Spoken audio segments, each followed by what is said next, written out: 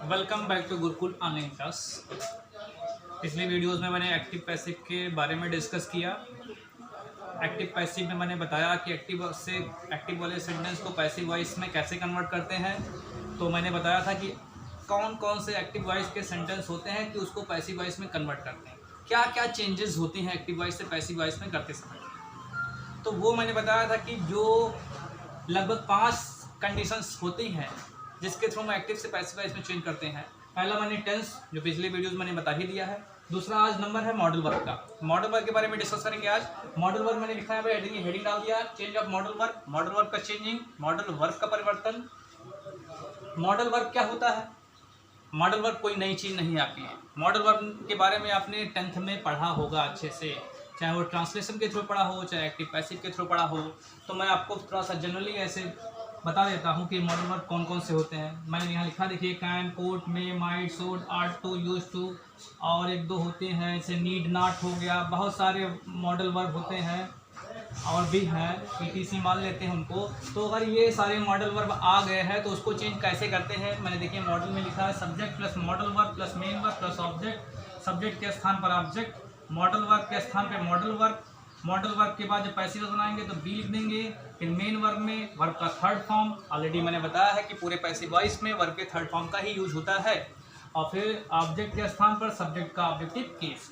देखिए मैंने यहाँ एग्जांपल के थ्रू एग्जांपल लिखा है, you can lift this box, ये आपका सब्जेक्ट, ये मॉडल वर्ब, ये वर्ब और ये ऑब्जेक्ट। तो ऑब्जेक्ट लिखेंगे सब्जेक्ट के स्थान पे दिस बॉक्स, कैन के प्लेस पे कैन, बी के प्लेस यहाँ बी यूज कर देंगे मॉडल वर्ब के बाद। लिफ्ट का हो जाएगा लिफ्टेड, उसके बाद बाई, और यू का ऑब्जेक्टिव केस यू ही होता है।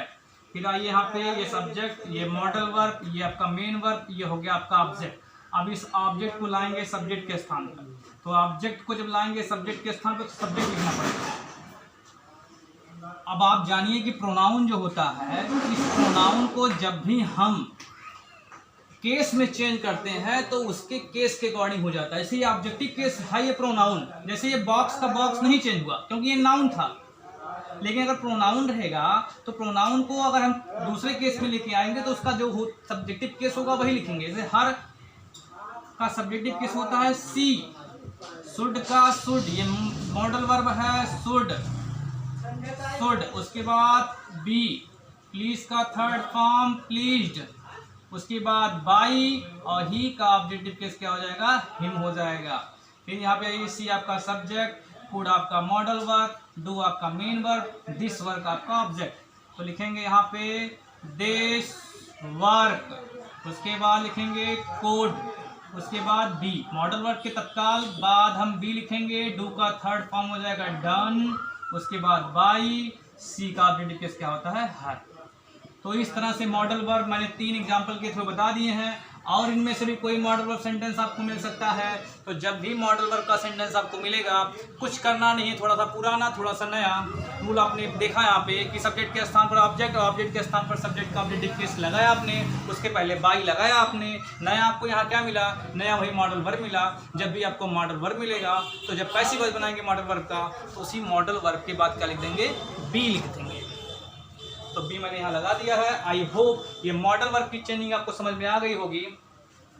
अब आगे बताते हैं आपको।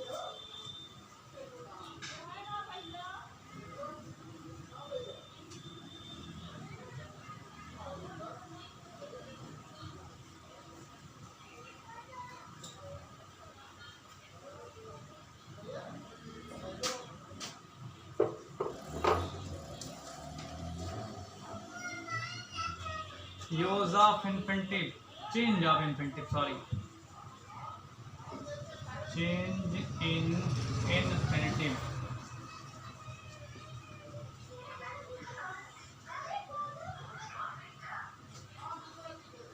अब इन्फिनिटिव में होता क्या है, इसका ये मॉडल वर्ब लिखते हैं सब्जेक्ट के प्लेस पे subject plus helping verb plus two plus main verb, या वर्ब लिख देते हैं ऐसे, वर्ब का फर्स्ट फॉर्म प्लस ऑब्जेक्ट। ऐसे लिखा आपने कि पैसिव वॉइस जब करेंगे तो सब्जेक्ट के स्थान पर ऑब्जेक्ट, हेल्पिंग वर्ब के प्लेस पे हेल्पिंग वर्ब, टू के प्लेस पे टू, उसके बाद बी, उसके बाद वर्ब का जानते ही हैं थर्ड फॉर्म, ऑब्जेक्ट के स्थान पर सब्जेक्ट का ऑब्जेक्टिव केस ऐसे लिखते हैं। अब जैसे आपको सेंटेंस मिल गया कोई, he is to help me, ये हो गया आपका। दूसरा मान लिया मिल जाता है आपको, I was to assist him. अब ये दो सेंटेंस मैं एग्जांपल के थ्रू आपको बताता हूँ कि जैसे मिलेगा आपको तो करेंगे क्या। देखिए ये सब्जेक्ट हो गया, ये हेल्पिंग वर्ब हो गया, ये हो गया इन्फिनिटिव टू, और ये मेन वर्ब और ये object. Subject, helping verb, infinitive to, ये मेन वर्ब और ये आपका ऑब्जेक्ट। थोड़ा सा पुराना रूल यूज़ करते हैं, थोड़ा सा आपको जो नया मिला उसको यूज़ करते हैं। ही के प्लेस पे ही आपका सब्जेक्ट, सब्जेक्ट के स्थान पर ऑब्जेक्ट। ऑब्जेक्ट क्या है? मी। लेकिन मी कौन से केस में है? ऑब्जेक्टिव केस में है। तो ऑब्जेक्टिव केस को जब सब्जेक्ट के स्थान पे लिखेंगे तो उसका सब्जेक्टिव केस आई हो गया। अब ही इज लगा हुआ है तो आई के साथ क्या लगेगा? एम। अब आप देखिए टेंस में अगर आप चलेंगे तो वहाँ कंफ्यूजन ना हो इसलिए बता दूं कि इज अगर होता था तो आप जानते थे कि बीइंग लगाते थे, लेकिन बीइंग तब लगता था जब वो कंटिन्यूअस पार्ट होता था। ये कंटिन्यूअस पार्ट नहीं है क्योंकि यहाँ वर्ब में आईएनजी नहीं लगा है। Is am are was there के साथ वर्ब में जब आईएनजी लगता है वो तो तब वो कंटिन्यूअस पार्ट होता है, और जब वो कंटिन्यूअस पार्ट तब होगा जब उसमें आईएनजी लगा होगा, और जब आईएनजी लगा होगा तब हम बीइंग लगाएंगे। और नहीं तो अगर is am are was there के साथ मेन वर्ब में आईएनजी नहीं लगा है तो यानी वो इन्फिनिटिव का रूल हो सकता है, टू लगा होगा तो इसलिए देख रहे हैं आप यहाँ इज लगा है, यहाँ वाज लगा है। एक पल के लिए दिमाग जाएगा कहीं ये कंटिन्यूअस तो नहीं है, लेकिन जब आप वर्ब की तरफ जाएंगे इसमें आईएनजी नहीं लगा है तो आप जान लेंगे ये कंटिन्यूअस पार्ट नहीं है, और जब कंटिन्यूअस पार्ट नहीं है तो पैसिव वर्ब बीइंग नहीं लगाएंगे। तो यहाँ पर देखिए आई एम कर दिया, उसके बाद इन्फिनिटिव टू के साथ फिर बी, हेल्प का हो जाएगा हेल्प्ड, उसके बाद बाई, ही का केस हिम, फिर उसके बाद आई के स्थान पर आपको ऑब्जेक्ट लिखना है, हिम आपका ऑब्जेक्ट है, यहाँ आएगा ही हो जाएगा। अब वाज का वाज ही रहेगा, आई के साथ भी वाज, ही के साथ भी वाज, टू के स्थान पे टू भी हो जाएगा, असिस्ट का हो जाएगा असिस्टेड हो जाएगा, उसके बाद बाई, उसके बाद आई का केस मी। आई होप ये भी समझ गए। आपको नया क्या मिला यहाँ पे? टू के बाद क्या लगा दिया? बी। टू के बाद क्या लगा दिया? बी। तो एक चीज़ ध्यान रखेंगे, अगर ये हेल्पिंग वर्ब अगर आता है तो कंफ्यूज ना होइएगा, क्योंकि is am are was there के साथ जब तक वर्ब में आईएनजी नहीं लगेगा तब तक पैसिव वॉइस पे बदलते समय बीइंग नहीं लगेगा। अगर वर्ब में आईएनजी नहीं है, इन्फिनिटिव टू है, तो उसी टू के बाद क्या कर देंगे? बी लिख देंगे, और हेल्पिंग वर्ब उसी की सेंटेंस के अकॉर्डिंग यूज कर देंगे। आई होप ये भी रूल आप समझ गए होंगे। आप इसको स्क्रीनशॉट ले लीजिएगा और समझिएगा अच्छे से। और रूल बताते हैं आपको आगे।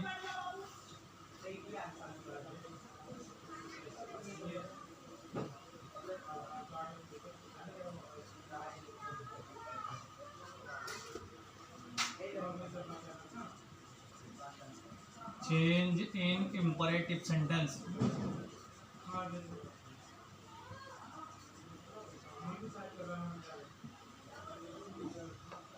एक्टिव वॉइस वर्ब का first form plus object. If sentence in order that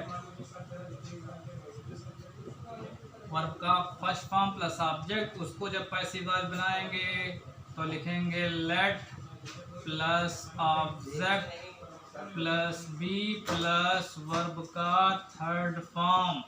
अगर सपोज अदर वर्ड भी है तो लास्ट में हम अदर वर्ड लिख देंगे।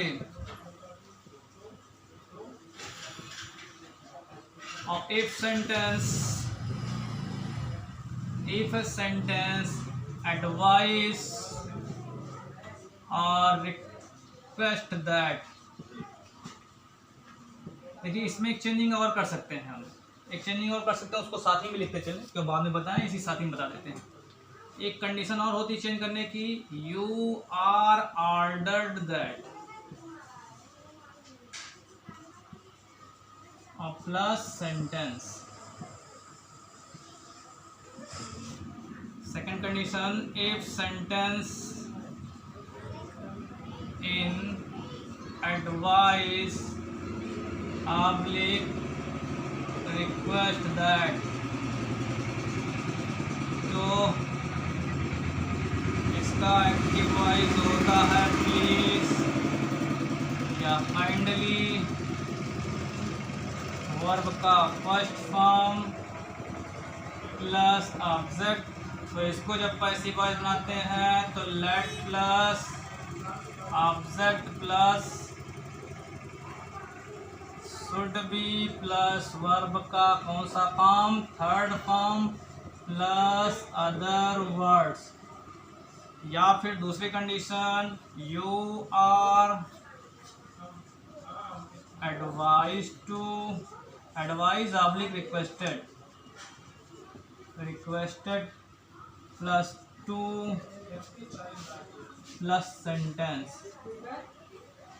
अब देखिए एक बार मैं फिर से आपको यही रूल समझा देता हूँ। देखिए change in imperative sentence, imperative sentence की कंडीशन जो अफर्मेटिव की होती है, इम्परेटिव में भी अफर्मेटिव और नेगेटिव होता है। तो इम्परेटिव का जो अफर्मेटिव का सेंटेंस होता है वो स्टार्टिंग वर्ब के फर्स्ट फॉर्म से होती है, लेकिन वर्ब के फर्स्ट फॉर्म से तो हो जाती है, लेकिन सेंटेंस को हम देख करके नहीं जान पाते कि सेंटेंस की कंडीशन क्या है, क्योंकि इम्परेटिव सेंटेंस की डेफिनेशन कहती है कि imperative sentence expresses that order, request and advice. यानी इम्परेटिव सेंटेंस आदेश, सलाह और प्रार्थना के भाव को प्रकट करता है। तो देखिए, लेकिन ये हम सेंटेंस को देख करके नहीं जान सकते। जब तक हम सेंटेंस को रीड नहीं करेंगे तब तक हम जान नहीं पाएंगे सेंटेंस में कौन सा भाव है, कैसा एक्सप्रेशन सेंटेंस का है। उस सेंटेंस को रीड करेंगे तो जब सेंटेंस का जो भाव होता है, जो एक्सप्रेशन होता है, उसी के अकॉर्डिंग पैसिव वॉइस में भी चेंजिंग होती है। मैंने यहाँ पे लिखा if sentence in order that, यदि सेंटेंस में ऑर्डर की अवस्था हो तो वर्ब का first form plus object plus other word, जब उसको पैसिव वॉइस बनाएंगे कब, जब वो सेंटेंस ऑर्डर की अवस्था में होगा तब। Let plus object plus be, उसी ऑब्जेक्ट के बाद बी लगाएंगे, बी प्लस वर्ब का थर्ड फॉर्म, पूरे पैसिव वॉइस में वर्ब के थर्ड फॉर्म का यूज होता है, वर्ब का third form plus other word. और अगर ऑर्डर है तो you are order to, ordered to, sorry यहाँ दैट लिखा मैंने, ऑर्डर्ड टू और प्लस सेंटेंस। तो यू आर ऑर्डर्ड टू तब लिखेंगे सेंटेंस को रीड करने के बाद ऐसी फीलिंग आए कि सेंटेंस में ऑर्डर किया गया है। तो you are ordered to plus sentence, plus sentence का मतलब क्या हुआ, जो सेंटेंस पैसिव वॉइस बनाने के लिए आपको मिलेगा वही सेंटेंस लिख देंगे। अभी एग्जांपल के थ्रू मैं क्लियर कर दूंगा आपको। फिर देखिए दूसरी condition, if sentence in advice oblique request that, यानी ये सेंटेंस में एडवाइस की अवस्था हो या रिक्वेस्ट की, एडवाइस मैंने सलाह का भाव प्रकट हो रहा हो या प्रार्थना का भाव प्रकट हो रहा हो, तो क्या करते हैं, तो एडवाइस एक्टिव वॉइस के सेंटेंस में प्लीज या काइंडली से शुरू होगा, प्लस वर्ब का first form plus object. Please या काइंडली ये इंट्रोड्यूस करता है कि ये रिक्वेस्ट वाले सेंटेंस, एडवाइस वाले सेंटेंस में प्लीज या काइंडली नहीं लगा होता है, केवल रिक्वेस्ट वाले सेंटेंस में प्लीज या काइंडली लगा होता है। तो जब इसका पैसिव वॉइस बनाते हैं तो let plus object plus should be plus verb का third form plus other word. अब आप देख रहे हैं प्लीज और काइंडली इसमें नहीं लिखा है, पैसिव वॉइस बनाया है। जब क्यों नहीं लिखा है, क्योंकि पैसिव वॉइस बनाते समय ये शब्द क्या होते हैं, हट जाते हैं। और पैसिव वॉइस जब बनाएंगे तो यू आर एडवाइस, अगर सेंटेंस को रीड करने के बाद सलाह वाली फीलिंग आ रही है कि सलाह का भाव प्रकट हो रहा है तो एडवाइस टू प्लस सेंटेंस, अगर रिक्वेस्ट का भाव प्रकट हो रहा है तो you are requested to plus sentence. Plus sentence का मतलब जो सेंटेंस आपको पैसिव वॉइस बनाने के लिए दिया गया होगा वही सेंटेंस क्या कर देंगे, लिख देंगे। आई होप ये रूल आपको समझ में आया होगा। अभी एग्जाम्पल के थ्रू आपको समझाते हैं। ये पूरा मॉडल आप बुक कॉपी में लिख लीजिएगा, स्क्रीनशॉट ले लीजिएगा। चलिए आपको एग्जाम्पल के थ्रू बताते हैं।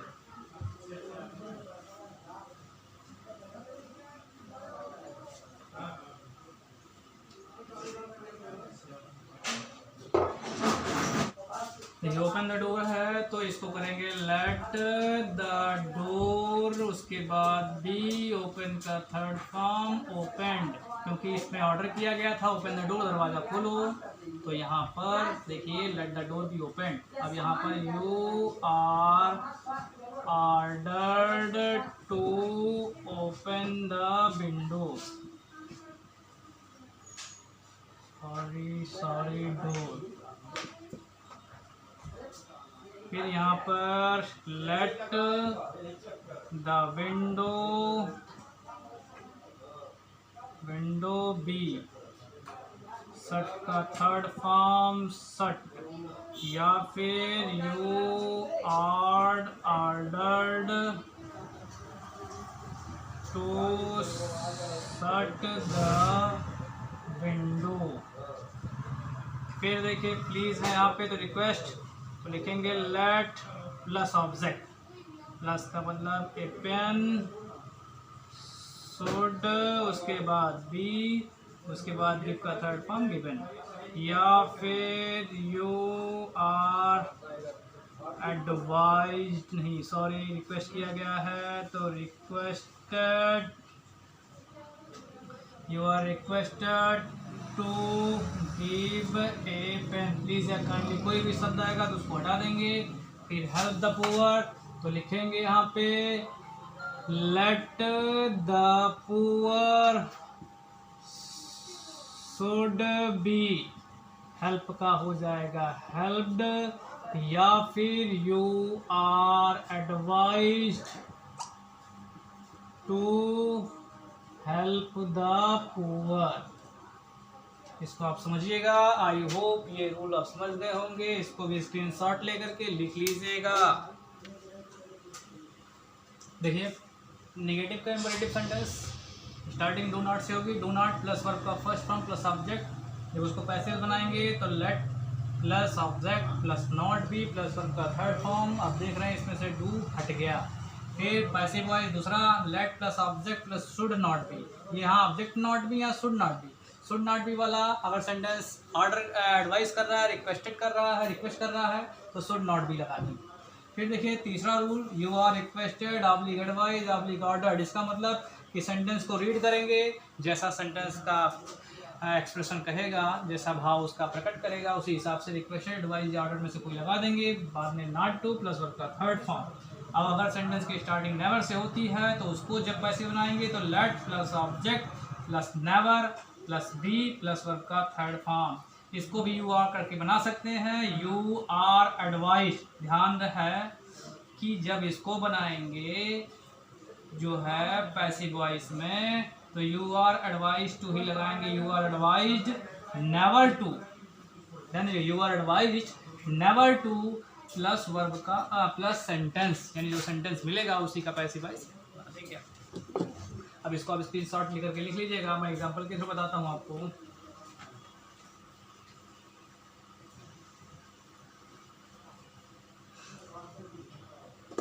जैसे देखिए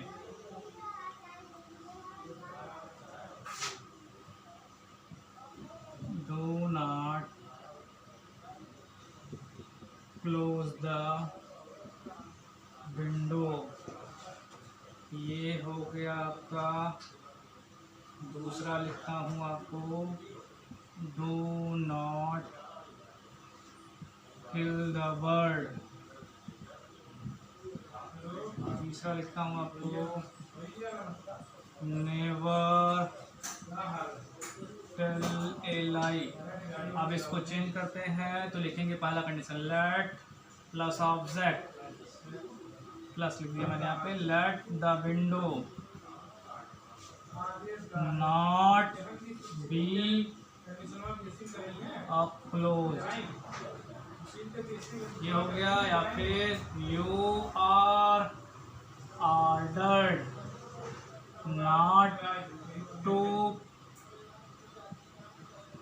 क्लोज द विंडो, ये हो गया है।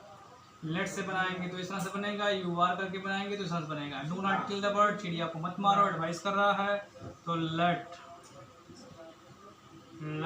द बर्ड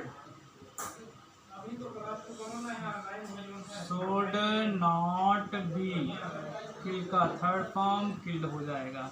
दूसरा तरीका आप जान ही रहे हैं, you are advised not to kill the bird, ये दूसरे तरीके से हो जाएगा। नेवर टेल ए लाई, तो let a lie never be, कल का हो जाएगा टू। इस तरह से बनाएंगे, या यू आर करके बनाएंगे तो लिखेंगे you are advised never to tell a lie. इस तरह से बना लेंगे, you are advised never to tell a lie. इस तरह से आपका जो है इंपरेटिव सेंटेंस का नेगेटिव सेंटेंस भी कंप्लीट हो गया है। आई होप इसको भी आप समझ गए होंगे। वीडियो को बार बार देखिएगा, समझिएगा। बाकी बचे जो रूल्स हैं वो आपको अगली वीडियो में बताए जाएंगे, और एक्सरसाइज से रिलेटेड आज आपके ग्रुप में मैसेज कर दिए जाएंगे।